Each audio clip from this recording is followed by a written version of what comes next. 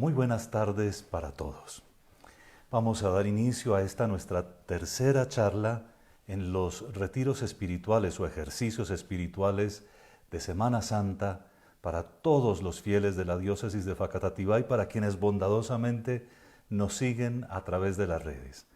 Comencemos poniéndonos en la presencia de Dios y suplicándole que sea Él el que nos hable, que sea Él el que dirija nuestras mentes y nuestras voluntades.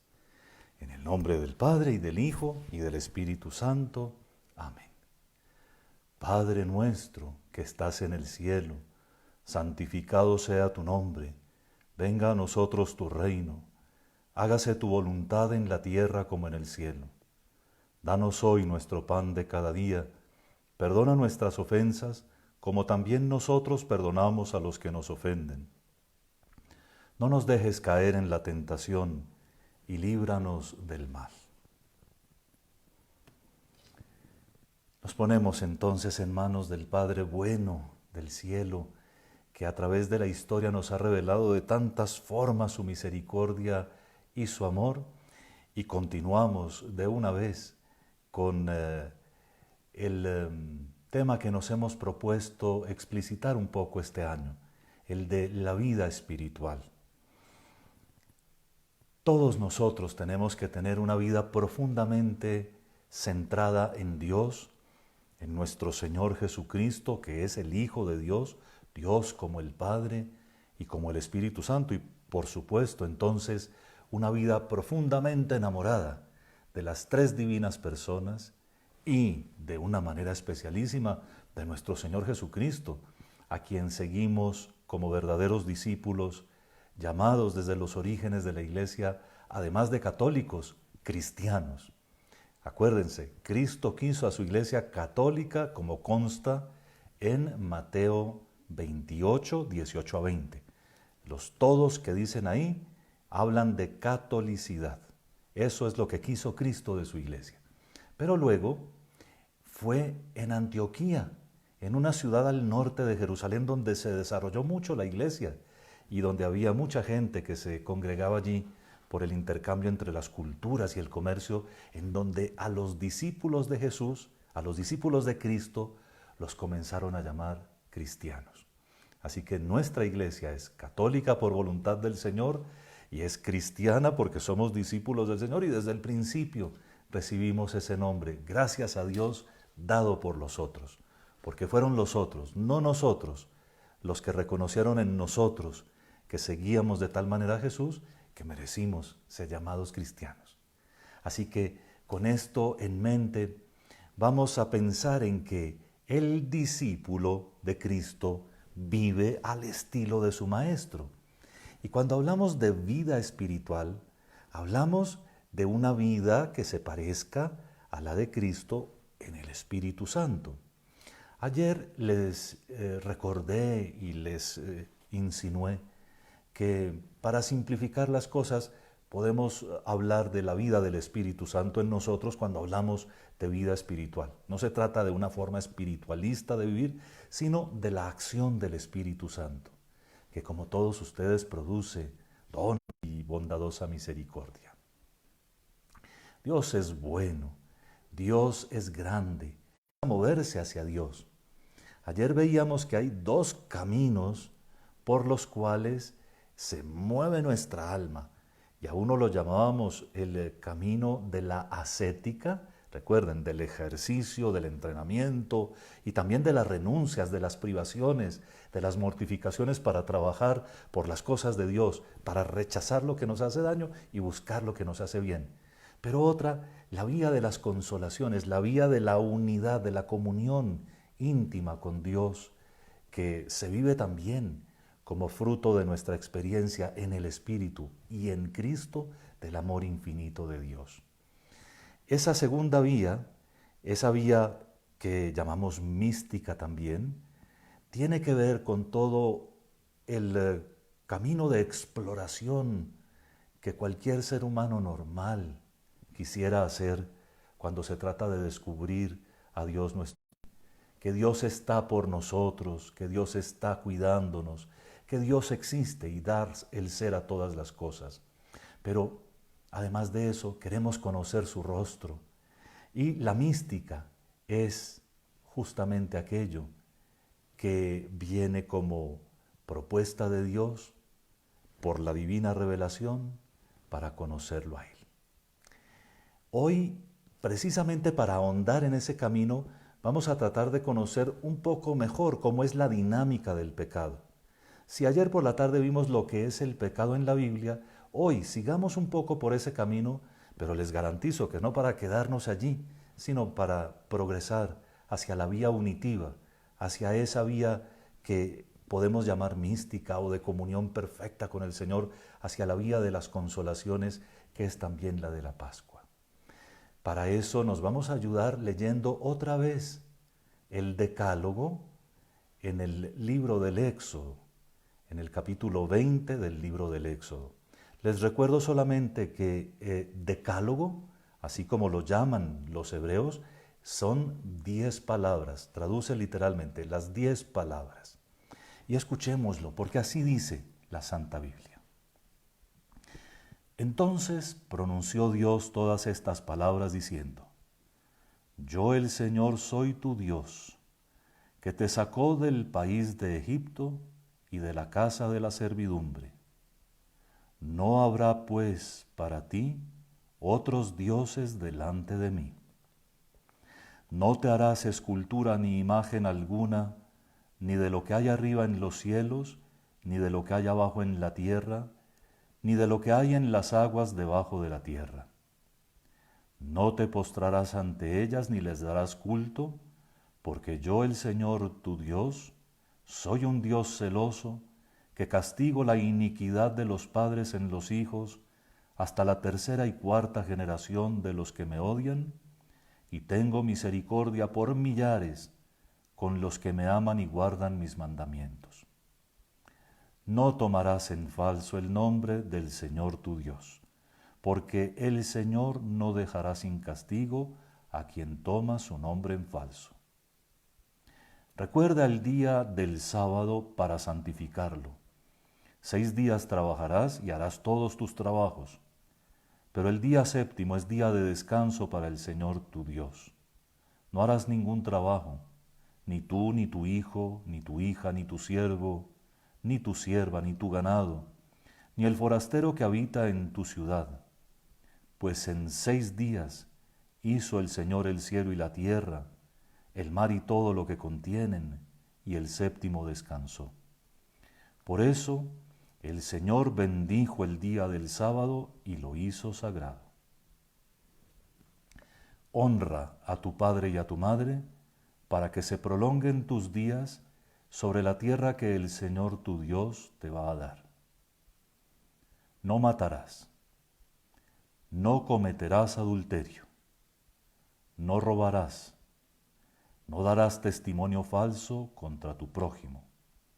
No codiciarás la casa de tu prójimo, ni codiciarás la mujer de tu prójimo, ni su siervo, ni su sierva, ni su buey, ni su asno, ni nada de lo que sea de tu prójimo.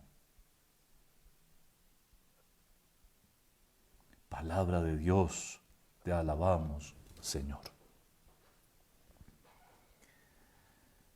Al escuchar otra vez el Decálogo, nos preguntamos espontáneamente algunos detalles.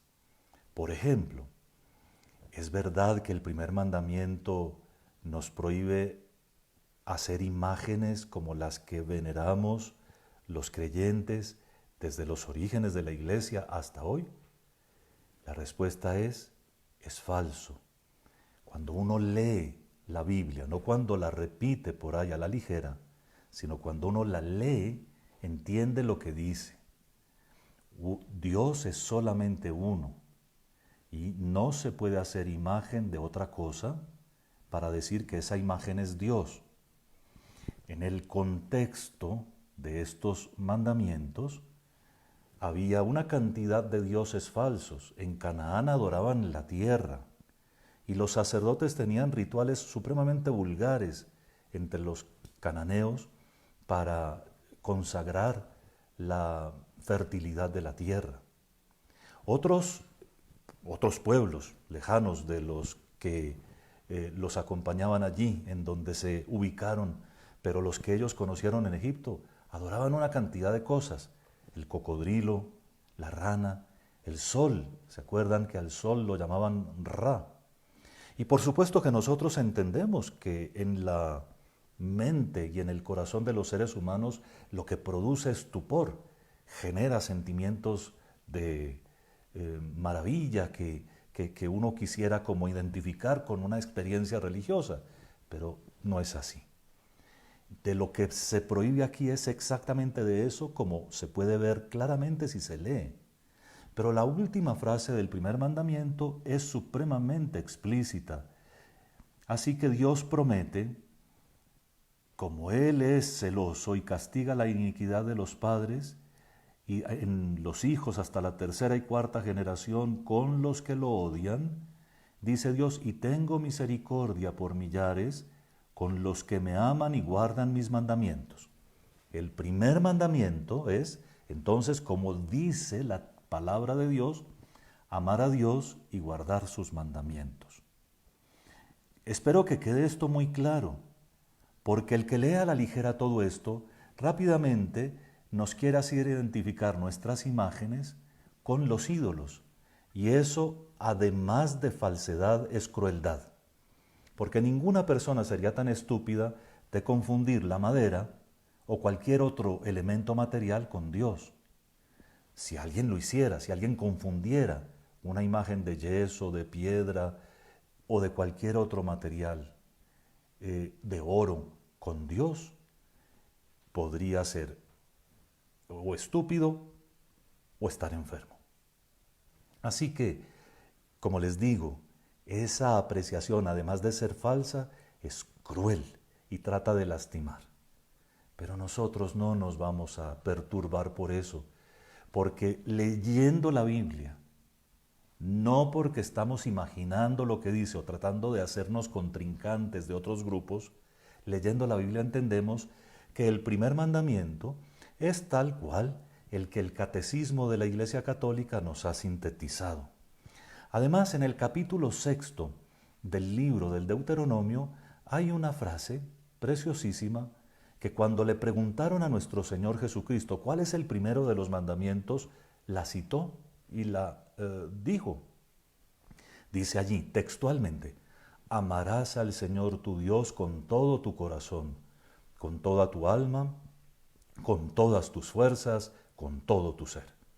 Ese es el primer mandamiento, que corrobora de manera clarísima la formulación del catecismo: amar a Dios sobre todas las cosas. También es importante recordar un poco la concepción judía y la concepción bíblica, por supuesto, de lo que es el nombre. El nombre representa a una persona hasta el punto no de representarlo teatralmente, sino de hacerlo presente, representa. El nombre hace presente a la persona. Y con el nombre de una persona están todo lo que es suyo, todo lo que ha conseguido, en fin, todo lo que se refiere a esa persona. De tal manera que el segundo mandamiento se refiere clarísimamente a las cosas de Dios, a su nombre, a su persona, al respeto que le debemos y al respeto de todo lo que le pertenece a Él. Si al primer mandamiento lo respaldamos con la virtud de caridad, si al primer mandamiento asociamos nuestra fe y nuestra esperanza, al segundo mandamiento asociamos ese regalo del Espíritu Santo que hemos denominado, con la Biblia por supuesto, el temor de Dios, que no es miedo, sino respeto. Lo único que hay en el temor de Dios de miedo es el miedo de ofenderlo. Y cuando en el segundo mandamiento pensamos en el nombre de Dios, en todo lo que lo representa a Él, en todo lo que lo hace presente, atención, que el segundo mandamiento se refiere a todo aquello que puede constituir blasfemia, por supuesto, el mal uso con grosería o con vulgaridad, con intención depravada de Dios o de sus cosas, pero también a la ligereza con que se pueden tomar las cosas de Dios. Sorprende muchísimo que muchos creyentes hagan circular por las redes chistes que tienen que ver con la Biblia, con Dios, con sus cosas. Sorprende muchísimo que cuando se hacen chistes groseros con religiosas, con sacerdotes o con santos, los católicos no reaccionen y digan, eso no se habla delante de mí, porque eso es el irrespeto del nombre de Dios y de lo que le corresponde a Dios. Y el tercer mandamiento, que se refiere al sábado, también puede plantear preguntas muy interesantes para los cristianos. Nuestro Señor Jesucristo iba los sábados a la sinagoga. Un sábado inauguró su ministerio público en Nazaret, como lo pueden leer en el capítulo 4 del Evangelio de San Lucas. Claro, él iba a la sinagoga y aprovechaba el momento en que en la sinagoga se lee la palabra de Dios para, en la participación que le daban a algunos, enseñar la nueva manera de percibir la palabra divina. Enseñaba la nueva manera de reconocer a Dios presente en la historia y en las cosas, la nueva forma de amar como Dios ama a nuestros semejantes, de amar como Dios ama a todos los que creó, ¿verdad? Cuando los sábados Jesús hablaba de estas cosas en las sinagogas, la gente comenzaba a preguntarse, bueno, ¿y quién es Él? Es el de Nazaret, ¿verdad? Es ese que anda por ahí enseñando cosas. Y se iban a oírlo hablar también en semana, no solo en la sinagoga, sino que así comenzaron a conformarse sus grupos, los grupos de sus discípulos, los que lo seguían. Y no sé si tendremos tiempo de explicarlo profundamente, pero esa fue la metodología misionera de Pablo y de Bernabé y de todos los primeros misioneros. Comenzaron visitando las sinagogas, ellos eran judíos también, y comenzaron visitando las sinagogas y hablando de Cristo. Si nuestro Señor Jesucristo anunció el reino, los apóstoles y sus sucesores comenzaron a anunciarlo a Él. Y entonces aprovecharon en las sinagogas para hablar de Jesús, para hablar del Mesías que todos los judíos esperaban y que ya estaba entre nosotros, había muerto y resucitado y estaba presente en su iglesia. Y quería, sin lugar a dudas, que todo el pueblo judío entrara a constituir el nuevo pueblo de Dios. Muchos judíos abrazaron la fe. Dice los Hechos de los Apóstoles, inclusive muchos sacerdotes abrazaron la fe. Pero otros muchos nunca quisieron reconocer que el Mesías estaba ya, que el cumplimiento de las promesas de Dios había llegado ya y era definitivo. El sábado, que tanto le sirvió a Jesús y a los apóstoles, sin embargo, nunca se celebró en la iglesia de Cristo, por el hecho simplísimo, que además es el hecho más maravilloso del mundo, de que Cristo resucitó un domingo. Y entonces la iglesia cristiana, la iglesia de Jesús, trasladó todo lo que en el Antiguo Testamento se esperaba del sábado para el domingo. Uno de los distintivos del nuevo pueblo de Dios, hablando de la Biblia, es que comenzó a celebrar el domingo como el día del Señor. De hecho, el nombre de domingo en latín y en las lenguas que derivan del latín traduce exactamente eso, el día del Señor. En las lenguas nórdicas es el día del sol, como quizá algunos de ustedes que conocen algo de inglés saben, ¿no? Sunday, el día del sol. Pero para nosotros es el día del Señor, el domingo.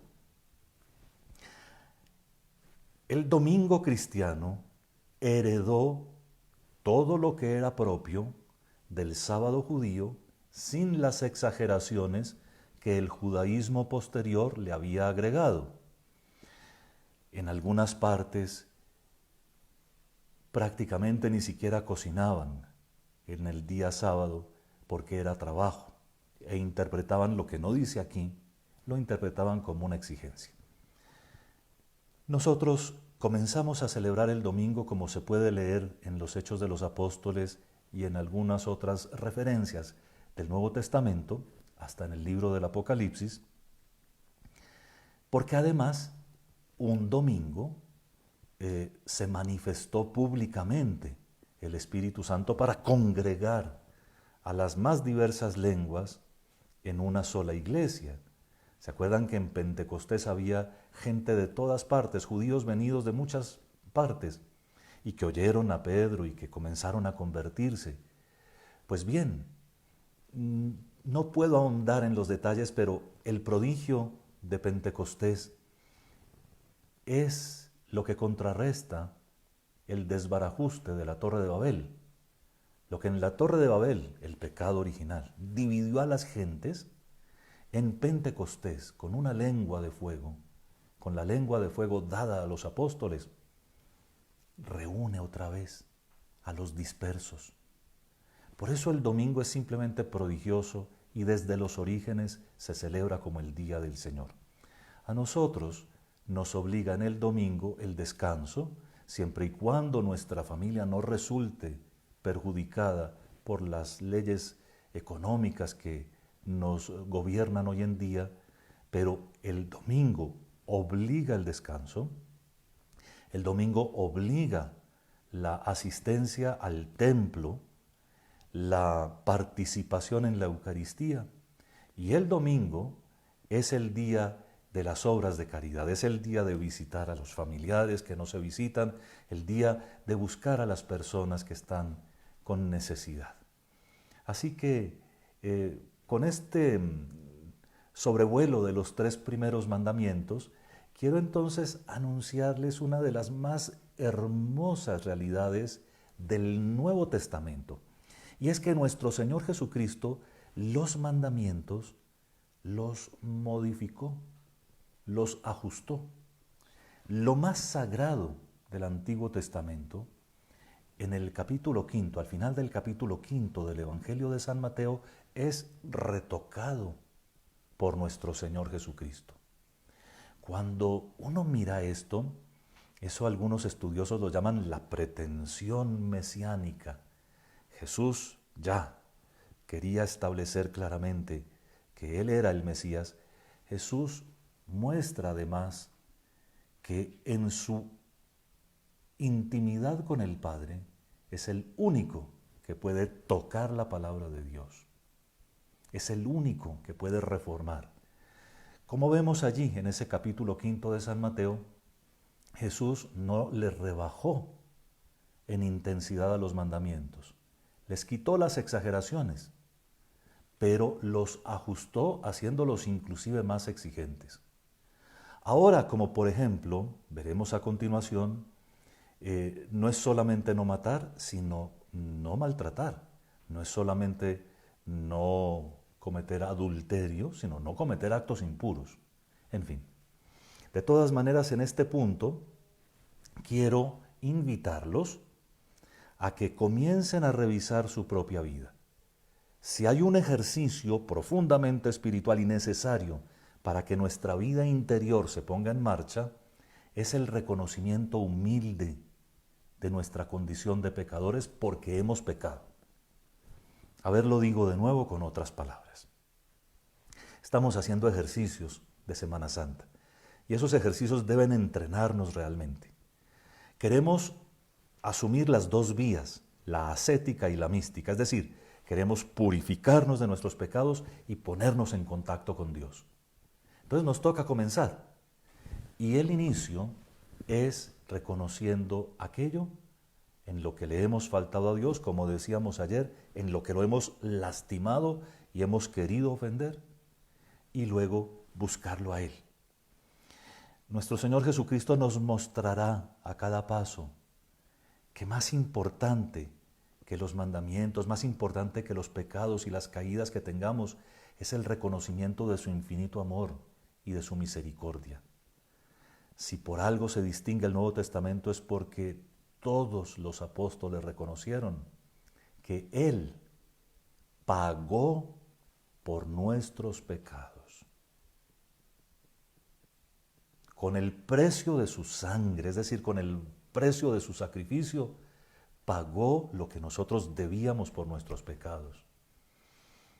Y la lógica del mundo invitaría a algunos a descararse con esa realidad, pero nosotros no nos descaramos. Es decir, aunque sabemos que Él ya pagó por nuestros pecados, el amor sincero, el amor honesto, nos obliga a ser inclusive más delicados con el Señor que si no supiéramos esto. Delicadísimos en nuestro camino, queremos entonces repasar en nuestra existencia las posibilidades que tengamos de haber faltado. Entonces, a los primeros 3 mandamientos que se refieren a Dios y a los otros 7 que se refieren al prójimo, vamos a ponerles un poco de contenido, hablando, si me permiten, primero de los pecados, pero por supuesto, lo que los mandamientos custodian son valores enormes. En los 3 primeros, cuyos valores ya subrayé, pues hay que tener en cuenta, de nuevo, que contra el primer mandamiento se puede pecar cuando uno es indiferente con Dios.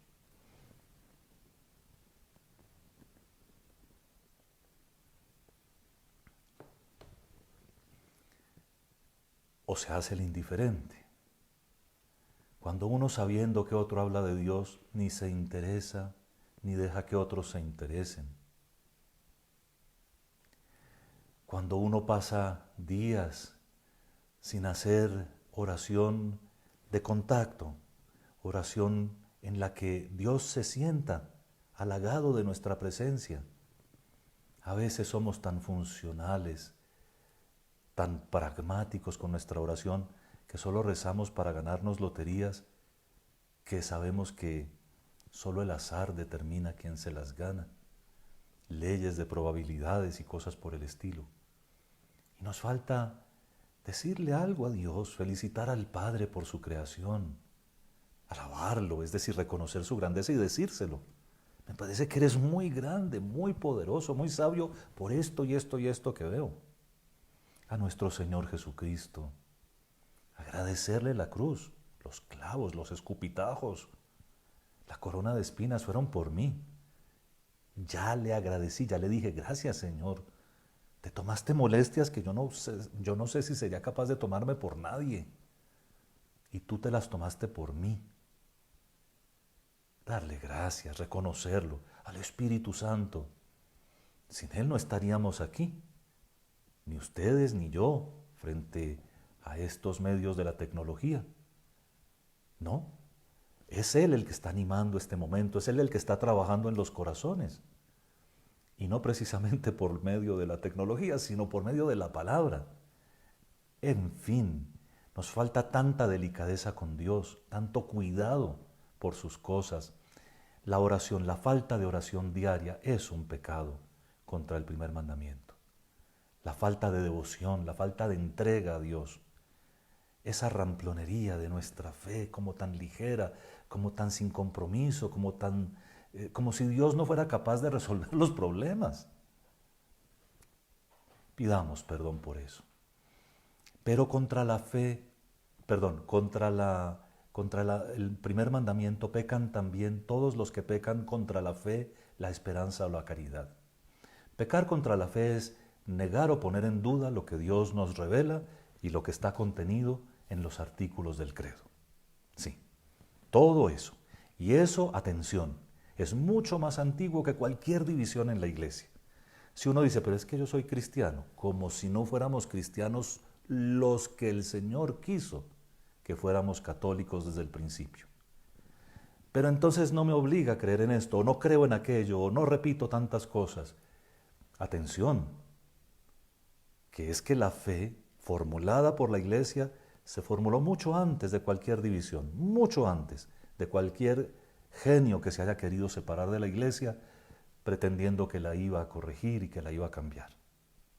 Cuidado con eso, porque a veces circulan hasta en las maneras de presentar ciertos avisos de WhatsApp o de Facebook, posturas en las que parece que La gente confía más en sí misma que en la gracia de Dios nuestro Señor, y muchos detalles en los que se critica o condena lo que la Iglesia precisamente cree, no solo sobre la Santísima Virgen María, sino sobre sus maneras de celebrar y de admitir todo lo que Dios nos ha dado.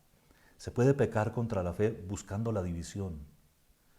¿Cuántos hay en tiempos del Papa Benedicto que denigraban del Papa Benedicto? Ahora como que se nos olvidó eso.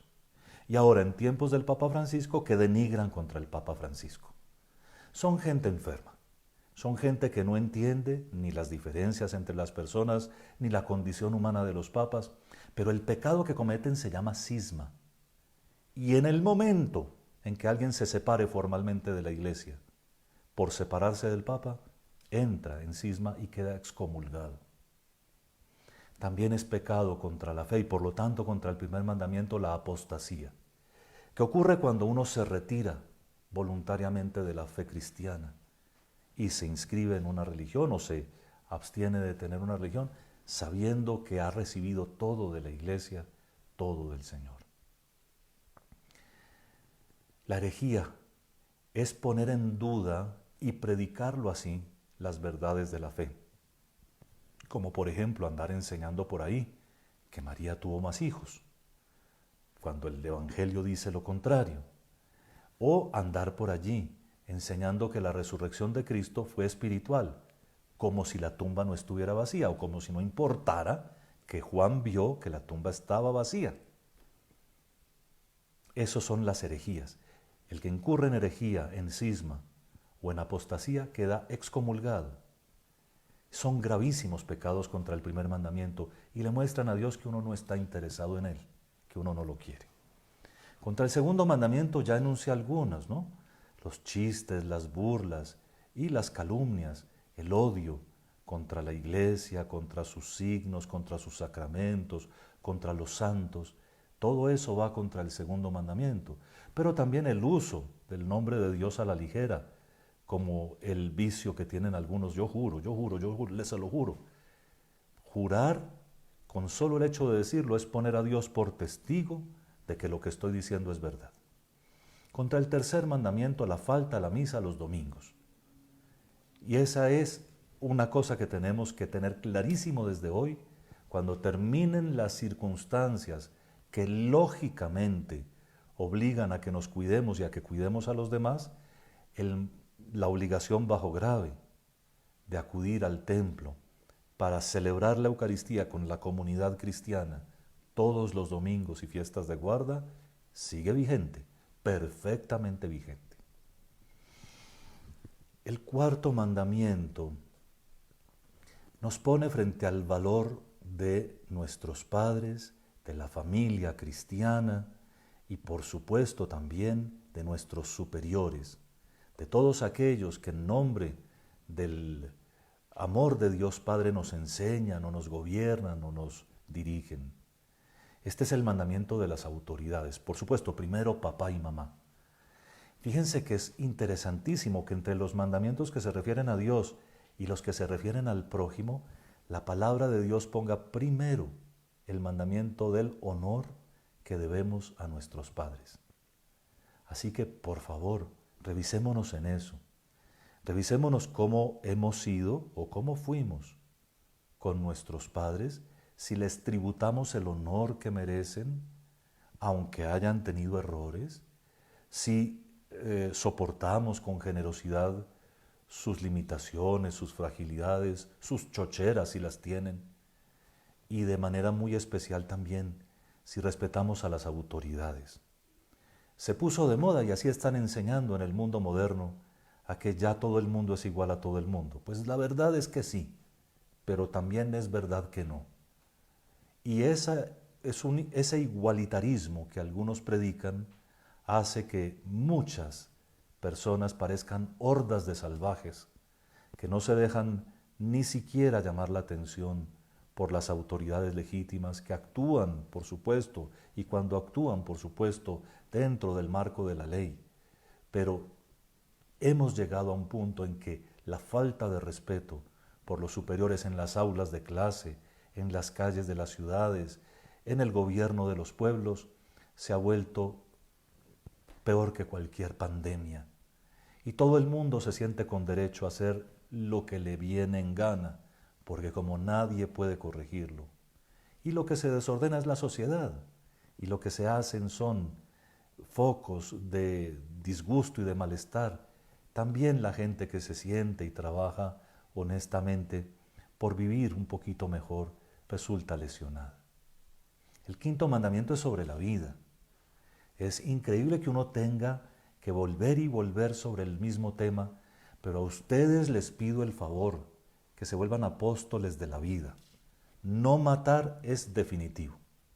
Ese mandamiento no solo no fue cambiado por nuestro Señor Jesucristo, sino que fue elevado en exigencia, de tal manera que uno no puede atentar contra la vida de nadie ni contra la vida propia.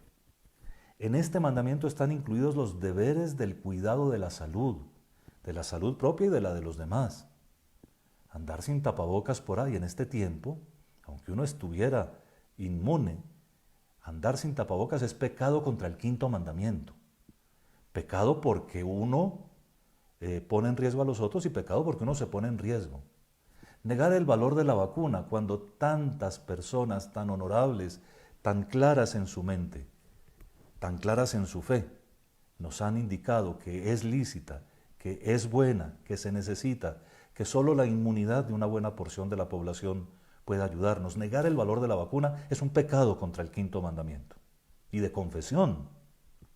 Entonces hay que cuidarse de no andar dejándose influenciar y manipular por estupideces que circulan en las redes, además llenas de mitologías que es imposible que se cumplan. La sana lógica, ¿por qué parecerá tan ausente de muchas mentes a veces? El quinto mandamiento manda a respetar la vida sin rebajas. Si el bebé todavía no ha nacido, sigue siendo un hijo de Dios. Desde el momento mismo de la concepción, lo que resulta de la unión del óvulo y del espermatozoide no es el embrión de un perrito, no es el embrión de otro animalito, es un embrión humano y es vida humana desde el principio. Y Dios nuestro Señor actúa poniendo lo que le corresponde en toda vida, pero en la vida humana poniendo el alma, un alma espiritual. Por lo tanto, matar una criatura en el vientre de la madre es atentar gravísimamente contra el quinto mandamiento.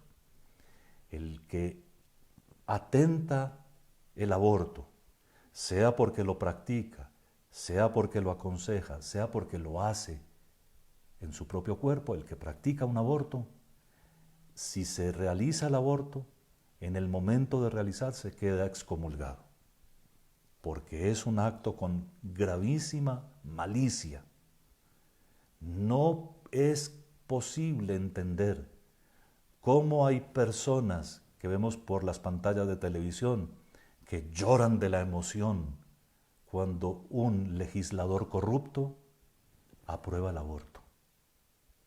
Y lloran de la emoción como si lograran un derecho, como si conquistaran el mundo con las manos. No nos metamos mentiras. Ningún defensor del aborto duda, siquiera un poquito, que para abortar hay que matar a alguien. Pero calla la conciencia con esa capacidad gravísima que tenemos los seres humanos de callar lo evidente, o se pone a pensar en otras cosas, divirtiéndose con lo que no se debe uno divertir. Y, sin embargo, en el fondo sabe que cualquier aborto provocado necesita, para provocarse, matar a alguien. ¿Qué se puede esperar de una nación en donde las madres tienen permiso de matar a sus hijos? Ni tampoco los viejitos o los que están sufriendo. Acuérdense que el quinto mandamiento sobre la vida no me da permiso a mí para suicidarme. Y sobre todo, no se dejen manipular con la expresión de la muerte digna. ¿Será que la muerte de Cristo en la cruz no es dignísima? ¿Había que aplicarle la eutanasia para que dejara de sufrir? La muerte digna es la de todos los seres humanos, porque es una muerte humana, en la que Dios y el hombre se vuelven a abrazar, en la que Dios y el hombre se encuentran, ciertamente en un juicio, pero en un juicio de la misericordia infinita que quiere perdonarnos todo si nosotros nos arrepentimos sinceramente. De tal manera que al final de la existencia, acortarla o suprimir hasta el punto de la inconsciencia todo, es poco ético. Por supuesto que la medicina tiene que encontrar maneras de ayudarnos a morir sin desesperación, sin dolores imposibles de soportar. Pero la muerte natural es la única muerte de los cristianos. Es la única muerte que podemos tolerar. Matar a otro ni siquiera por hacerle un bien, es que no es un bien. ¿Qué tal que le recorten justo el tramo de la vida en que se iba a convertir y a salvar? No se puede jugar con la vida. No somos dioses. Sexto mandamiento. Les dije ahora, no es solo no cometer adulterios. Sorprende que muchas personas tienen todavía poca claridad en los conceptos. El adulterio es el acto sexual realizado entre personas casadas. Una persona casada con una soltera o dos personas casadas por de aparte, lo cual sería un adulterio doble de ambos. La fornicación, en cambio, es el acto sexual entre personas solteras. Y los actos impuros son todos los demás actos que se provocan o que provocan el placer sexual por distintos medios visuales o de contacto. Placer sexual que Dios creó, bueno y buenísimo, pero solo para el matrimonio. De tal manera, de tal forma, mis queridos, que la claridad de conceptos en este campo nos va a invitar a una vida honesta en el manejo de nuestro cuerpo, de sus impulsos, de nuestra mente, que tiene que andar siempre puesta en las cosas que son decentes, simplemente decentes, y sobre todo del matrimonio, que es el ambiente en el cual Dios nuestro Señor, precisamente por el camino del placer que Él dispuso que la pareja humana disfrutara, sea elevado a una alegría tan grande que se parece a la alegría que tienen Dios y el hombre cuando se encuentran. De hecho, en el capítulo 61 y 62, sobre todo al inicio del 62 del profeta Isaías, el amor de Dios y de los creyentes se compara con un matrimonio en el cual el esposo, Dios, encuentra en nosotros, en su esposa, todas las alegrías que puede tener un hombre. Así que cuidado, porque contra el sexto mandamiento hay una cantidad de propagandistas de la vulgaridad, de la inmundicia, de la impureza. Y hemos dejado de predicar la pureza. La virtud de la pureza va predicada otra vez, y primero por los padres de familia. Por favor, tanto los hombres como las mujeres, tanto los niños como las niñas, tienen que aprender lo que es la pureza, lo que es el candor, lo que es el pudor. Fíjense cómo estamos ayudando a nuestros niños y niñas a aprender a vestirse exhibiéndose, a nuestros niños y niñas a usar maquillajes y prendas y artículos sugestivos que lo que hacen es comercializar el atractivo sexual. Ya saben sus niñas lo que es el recato, lo que es la pureza, lo que es la inocencia, el valor de la virginidad. Ya saben sus niños lo que es el no exhibirse, el evitar la vulgaridad en las palabras, en los piropos, en las miradas. Ya saben sus niños lo que es la castidad y la obligación de llegar íntegros al matrimonio católico. Eso es deber de los padres. Por favor, tomen nota, porque los deberes de pureza van no solo en construcción de nuestra propia personalidad, sino también en la construcción de una iglesia que vive mucho más fiel a los ideales que encuentra en nuestro Señor Jesucristo y en la Sagrada Familia. Muy bien, el séptimo mandamiento nos pide buscar la honestidad y la honorabilidad. No es solo no robar. La mayoría de la gente no roba ni ha robado nunca. No es solo no robar. Por supuesto que el robo se trata de cosas grandes y que perjudiquen a otro. Se trata de ser honestos. Honestos con el tiempo, honestos con el trabajo, generosos en todo. Si todos pudiéramos olvidar un poco horarios y estructuras y dar más de nosotros mismos, los primeros beneficiados seríamos nosotros mismos, que nos construiríamos solidísimamente como personas. Claro, también el séptimo mandamiento obliga a la justicia social, de tal manera que un patrono tiene que recompensar de distintas formas, con el sueldo y con otra clase de compensaciones, los buenos servicios de sus trabajadores. Un buen patrono tiene que saber pagar lo justo, tiene que saber pensar en las necesidades no solo personales, sino familiares de todos aquellos que les sirven, que hacen crecer su empresa con su trabajo. Y en fin, el séptimo mandamiento es para que vivamos relaciones de justicia. No solo que un grupo no nos robe a otros, sino que otros no le robemos al primer grupo de otra forma.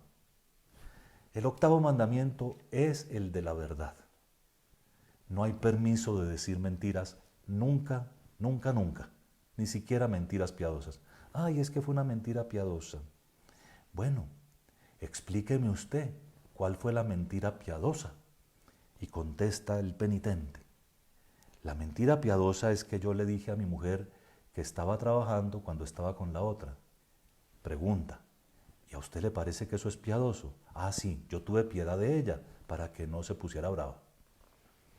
Eso es manejar una hipocresía sin límites. Las mentiras piadosas no existen, no existen. A eso sí, no todo el mundo tiene derecho de toda la verdad. Por ejemplo, si una mamá me pregunta a mí, ¿mi hijo se confesó con usted? Yo le tengo que decir, no señora, porque ella no puede saber eso. Yo no puedo hablar de a quién confieso y de a quién no confieso. Eso no existe, eso no es público. De tal manera que, si no tengo una respuesta preparada y buena, pues simplemente digo no. Pero no es mentira, simplemente es una verdad que el otro no tiene derecho de conocer. Derecho de conocer. Y eso solo lo dice Dios. No es que mi señora no tenga derecho de conocer que yo estoy faltándole a ella, no. Eso no lo determino yo. Hay circunstancias muy precisas, como por ejemplo los médicos. Por eso hay que respetar. Si a mí me preguntan, ¿usted confesó a fulano? Eso señora, eso señor, no le toca a usted saberlo. Usted, doctor, atendió a fulano de tal enfermedad, eso señor, eso señora, a usted no le toca saberlo. La dimensión más delicada del octavo mandamiento es la verdad en los juicios, la verdad ante los tribunales. Como se trata de juramentos también, el testimonio tiene que ser siempre verdadero.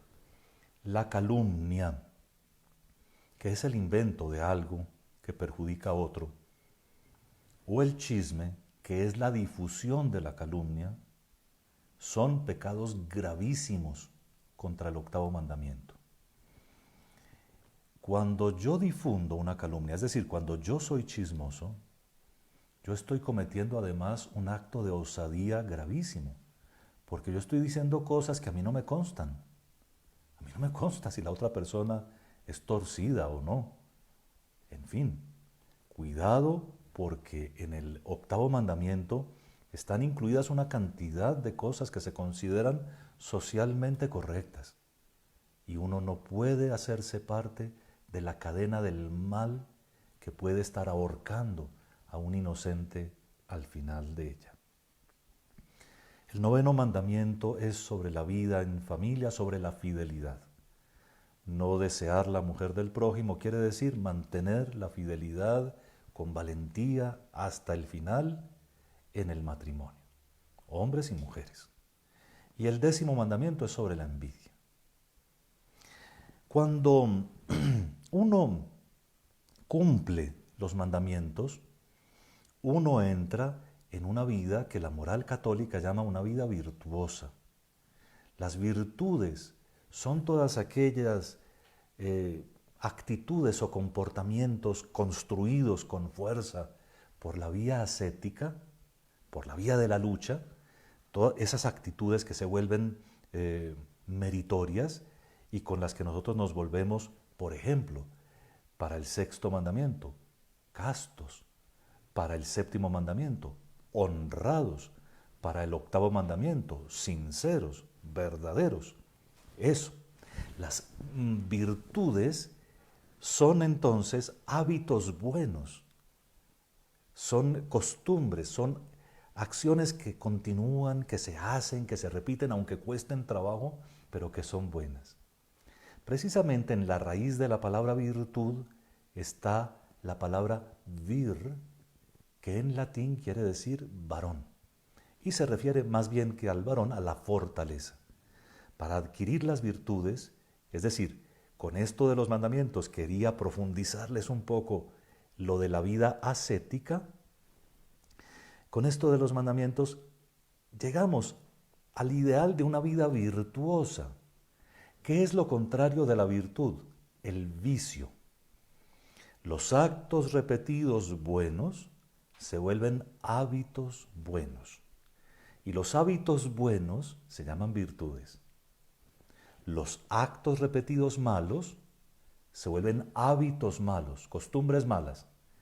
Y las costumbres malas se llaman vicios. Cuando se adquiere una virtud hay más valor. Cuando se cae en un vicio hay más lejanía de Dios. Porque salir de un vicio es mucho más difícil que salir o reparar un pecado mortal. Para que tengan en cuenta. Como en estos días les he dicho, si ustedes tienen de pronto alguna pregunta que hacer sobre el tema del día de hoy, tengo todavía unos poquitos minutos antes de las 5, así que con mucho gusto contestaría una o dos preguntas si las tienen y si las han puesto a la base de este video. Perdonen mi dificultad con la tecnología. Esta noche volveremos un poquito sobre el tema del pecado, pero para entrar ya en el tema de la gracia. Vamos esta noche a ver por qué se llaman capitales unos pecados y por supuesto que lo vamos a hacer con relación a las virtudes y a la vida de unión con Dios nuestro Señor. Así que con mucho gusto quiero invitarlos. Veo que no ha llegado por ahora ninguna pregunta, por lo menos no me la refieren aquí, y alístenlas si quieren esta noche. Me las pueden también hacer llegar. A mí lo que me interesa es que con todo esto que vamos diciendo se vaya haciendo una revisión de vida. Hoy sería, bueno, ¿cómo estoy con los mandamientos? Y una pregunta que tal vez olvidé durante el recorrido de la charla. Oye, ¿ya se saben los 10 mandamientos de memoria en orden y en desorden? Si yo pregunto cuál es el tercero, ya respondieron. Y si pregunto, ¿y el 8º? Ya respondieron. Porque así como uno no peca en orden, uno tiene que saberse de memoria los 10 mandamientos en orden y en desorden. No me llega hasta el momento de tener que despedirme ninguna pregunta, así que les ruego que nos encomendemos mutuamente. Y me parece que lo que mejor podemos hacer hoy es hacer una confesión general de nuestros pecados piadosamente, como lo hacemos en la misa. Así que les ruego que repitan conmigo, que lo digamos juntos, el yo pecador propio de la misa, sintiendo profundamente que nosotros confesamos ante todos que hemos pecado de pensamiento, palabra y obra y omisión. Yo confieso ante Dios Todopoderoso y ante ustedes, hermanos, que he pecado mucho de pensamiento, palabra, obra y omisión, por mi culpa, por mi gran culpa. Por eso ruego a Santa María siempre Virgen, a los ángeles, a los santos y a ustedes, hermanos, que intercedan por mí ante Dios nuestro Señor. Parece que al final nos llegó una pregunta y como son corticas, con mucho gusto las respondo antes de darles la bendición para que no me queden pendientes. Entonces me preguntan si las personas que usan las redes sociales para ser infieles por medio de conversaciones inadecuadas también pecan. Por supuesto, es un pecado mortal. Un pecado que no permite comulgar antes de confesarse. Un pecado que tiene que pasar primero por la gracia de la reconciliación para luego poder comulgar y vivir en gracia de Dios. Toda forma de infidelidad, pero también la obscenidad en los comentarios es pecado mortal. Me preguntan también sobre la vasectomía y entonces la respuesta es sencillísima. En principio es siempre pecado. Todo lo que haga uno para poner barreras o para impedir simplemente en función del placer la fertilidad de la pareja es pecado. Si lo mandara a una operación, por ejemplo, un cáncer en los conductos que se van a cercenar, no sería pecado. Pero en principio es pecado si lo que lo mueve a uno es solo el placer sin el riesgo de comprometerse con hijos. Y finalmente, que si el examen de conciencia lo hacemos con cada mandamiento. Sí. La mejor manera de hacer un examen de conciencia es ponerse uno en silencio, en presencia de Dios nuestro Señor, hablarle a Él y decirle: Señor, dame la conciencia suficiente para reconocer cuáles son mis pecados y sobre todo para contristarme por ellos, acto de contrición, para ponerme triste, para llorarlos como debo llorarlos y para convertirme sobre todo. Y entonces piensa uno, bueno, el primer mandamiento es este, ¿cómo me ha ido en él? El segundo es este, ¿cómo me ha ido en él? Y de hecho los pasos para una buena confesión, que son objeto de lo de esta noche, incluirán ese examen de conciencia.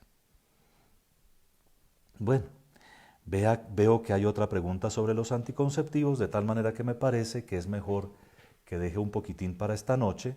Les prometo que tengo en cuenta eso. Ahora les doy la bendición porque ya nos dieron las 5 y este es el límite, 1 horita, para que así podamos encontrarnos.